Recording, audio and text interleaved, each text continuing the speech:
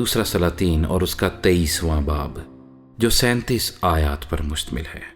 اور بادشاہ نے لوگ بھیجے اور انہوں نے یہودا اور یروشلیم کے سب بزرگوں کو اس کے پاس جمع کیا، اور بادشاہ خداوند کے گھر کو گیا، اور اس کے ساتھ یہودا کے سب لوگ اور یروشلیم کے سب باشندے اور کاہن اور نبی اور سب چھوٹے بڑے آدمی تھے، اور اس نے جو عہد کی کتاب خداوند کے گھر میں ملی تھی اس کی سب باتیں ان کو پڑھ سنائیں۔ اور بادشاہ ستون کے برابر کھڑا ہوا، اور اس نے خداوند کی پیروی کرنے اور اس کے حکموں اور شہادتوں اور آئین کو اپنے سارے دل اور ساری جان سے ماننے اور اس عہد کی باتوں پر جو اس کتاب میں لکھی ہیں عمل کرنے کے لیے خداوند کے حضور عہد باندھا، اور سب لوگ اس عہد پر قائم ہوئے۔ پھر بادشاہ نے سردار کاہن خلقیہ کو اور ان کاہنوں کو جو دوسرے درجے کے تھے اور دربانوں کو حکم کیا کہ ان سب برتنوں کو جو بال اور یسیرت اور آسمان کی ساری فوج کے لیے بنائے گئے تھے خداوند کی ہیکل سے باہر نکالیں، اور اس نے یروشلیم کے باہر کدرون کے کھیتوں میں ان کو جلا دیا اور ان کی راکھ بیت ایل پہنچائی۔ اور اس نے ان بت پرست کاہنوں کو جن کو شاہان یہودا نے یہودا کے شہروں کے اونچے مقاموں اور یروشلیم کے آس پاس کے مقاموں میں بخور جلانے کو مقرر کیا تھا، اور ان کو بھی جو بال اور سورج اور چاند اور سیاروں اور آسمان کے سارے لشکر کے لیے بخور جلاتے تھے موقوف کیا۔ اور وہ یسیرت کو خداوند کے گھر سے یروشلیم کے باہر کدرون کے نالے پر لے گیا، اور اسے کدرون کے نالے پر جلا دیا، اور اسے کوٹ کوٹ کر خاک بنا دیا، اور اس کو عام لوگوں کی قبروں پر پھینک دیا۔ اور اس نے لوتیوں کے مکانوں کو جو خداوند کے گھر میں تھے جن میں عورتیں یسیرت کے لیے پردے بنا کرتی تھیں ڈھا دیا۔ اور اس نے یہودا کے شہروں سے سب کاہنوں کو لا کر جبا سے بیر سبا تک ان سب اونچے مقاموں میں جہاں کاہنوں نے بخور جلایا تھا نجاست ڈلوائی۔ اور اس نے پھاٹکوں کے ان اونچے مقاموں کو جو شہر کے ناظم یشوع کے پھاٹک کے مدخل یعنی شہر کے پھاٹک کے بائیں ہاتھ کو تھے گرا دیا۔ تو بھی اونچے مقاموں کے کاہن یروشلیم میں خداوند کے مذبح کے پاس نہ آئے، لیکن وہ اپنے بھائیوں کے ساتھ بے خمیری روٹی کھا لیتے تھے۔ اور اس نے توفت میں جو بنی ہنوم کی وادی میں ہے نجاست پھینکوائی، تاکہ کوئی شخص مولک کے لیے اپنے بیٹے یا بیٹی کو آگ میں نہ چلوا سکے۔ اور اس نے ان گھوڑوں کو دور کر دیا جن کو یہودا کے بادشاہوں نے سورج کے لیے مخصوص کر کے خداوند کے گھر کے آستانے پر ناتن ملک خواجہ سرا کی کوٹھری کے برابر رکھا تھا، جو ہیکل کی حد کے اندر تھی، اور سورج کے رتھوں کو آگ سے جلا دیا۔ اور ان مذبحوں کو جو آخذ کے بالا خانے کی چھت پر تھے جن کو شاہان یہودا نے بنایا تھا، اور ان مذبحوں کو جن کو منسی نے خداوند کے گھر کے دونوں صحنوں میں بنایا تھا بادشاہ نے ڈھا دیا، اور وہاں سے ان کو چور چور کر کے ان کی خاک کو کدرون کے نالے میں پھینکوا دیا۔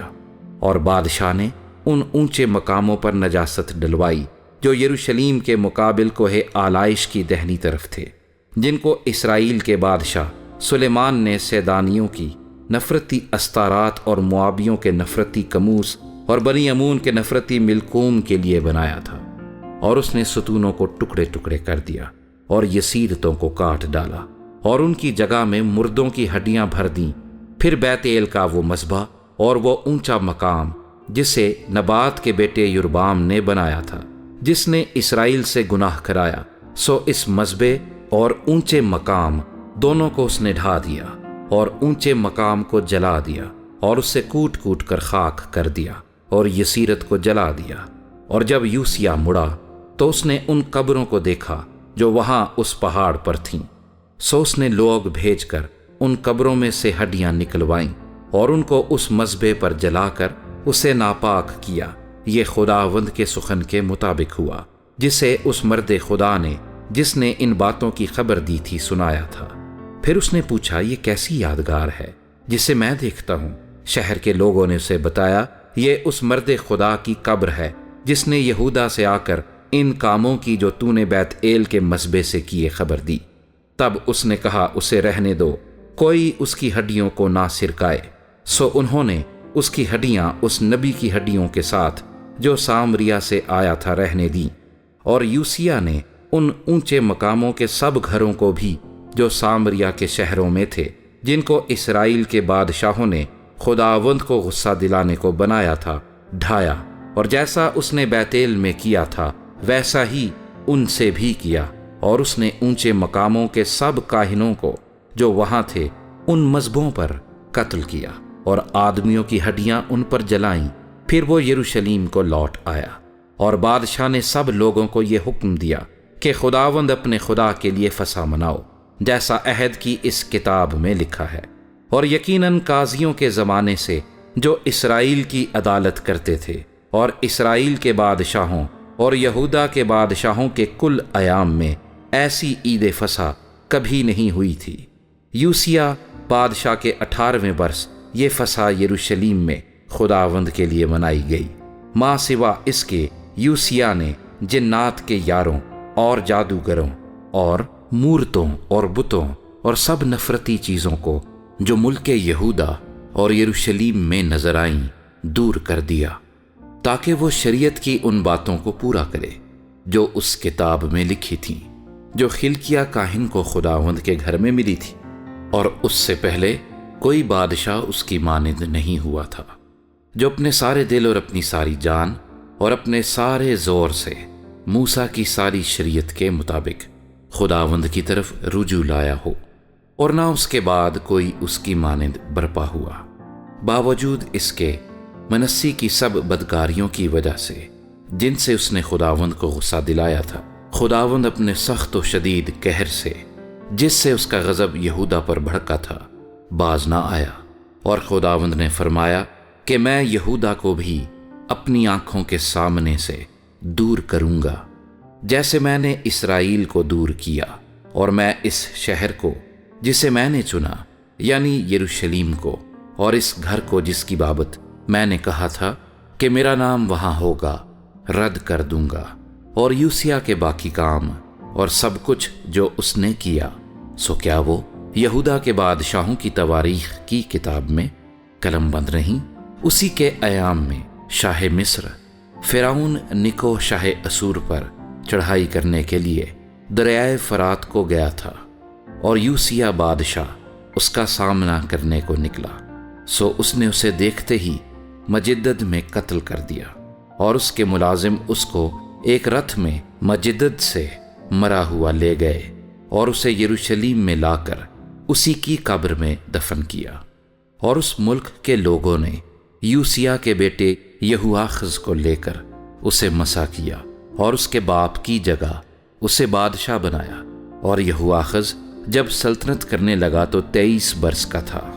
اس نے یروشلیم میں 3 مہینے سلطنت کی۔ اس کی ماں کا نام حموتل تھا، جو لبناہی یرمیہ کی بیٹی تھی، اور جو اس کے باپ دادا نے کیا تھا اس کے مطابق اس نے بھی خداوند کی نظر میں بدی کی۔ سو فرعون نکوہ نے اسے ربلا میں جو ملک حمات میں ہے قید کر دیا، تاکہ وہ یروشلیم میں سلطنت نہ کرنے پائے، اور اس ملک پر 100 کنتار چاندی اور 1 کنتار سونا خراج مقرر کیا۔ اور فرعون نکوہ نے یوسیہ کے بیٹے الیاکیم کو اس کے باپ یوسیہ کی جگہ بادشاہ بنایا، اور اس کا نام بدل کر یہویکیم رکھا، لیکن یہوآخز کو لے گیا، سو وہ مصر میں آ کر وہاں مر گیا۔ اور یہویکیم نے وہ چاندی اور سونا فرعون کو پہنچایا، پر اس نقدی کو فرعون کے حکم کے مطابق دینے کے لیے اس نے مملکت پر خراج مقرر کیا، یعنی اس نے اس ملک کے لوگوں سے ہر شخص کے لگان کے مطابق چاندی اور سونا لیا، تاکہ فرعون نکوہ کو دے۔ یہویکیم جب سلطنت کرنے لگا تو 25 برس کا تھا۔ اس نے یروشلیم میں 11 برس سلطنت کی۔ اس کی ماں کا نام زبودہ تھا، جو روما کے فدایا کی بیٹی تھی، اور جو اس کے باپ دادا نے کیا تھا اسی کے مطابق اس نے بھی خداوند کی نظر میں بدی کی۔